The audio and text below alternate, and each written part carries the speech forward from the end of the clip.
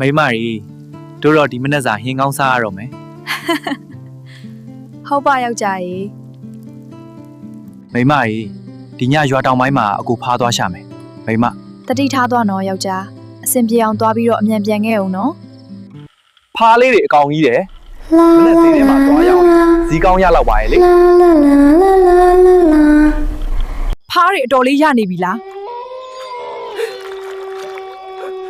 ဖားကြီးလည်းကြောက်ပါပြီဗျာမလာနဲ့လိုက်မလာနဲ့တော့ဗျာဒီနေရာနောက်မလာတော့ဘူးကြောက်ပါပြီဗျာ ဟေးပါ မိမကြီးအမြန်လေးတစ်ခါလာဖွင့်ပါအောင်တရေမလိုက်လာပြီ ဘလို့ဖြစ်လာတာလဲယောက်ျားရေစိတ်အေးထားပြီးတော့မြန်မြန်ဝင်ခဲ့ပါတော့ မိမကြီးတစ်ခါအမြန်လာဖွင့်ပါအောင်တရေမအနောက်ကလိုက်လာတယ်မြန်မြန်လာယောက်ျားအမြန်ဝင်မိမကြီးအကိုကြောက်လာပြီအကိုနောက်တရေမလိုက်လာတယ် ယောက်ျားဒီမှာပရိတ်တွေညီမဖြန်းပေးနေပါတယ်ဒီမှာကျမနေစရာမရှိလို့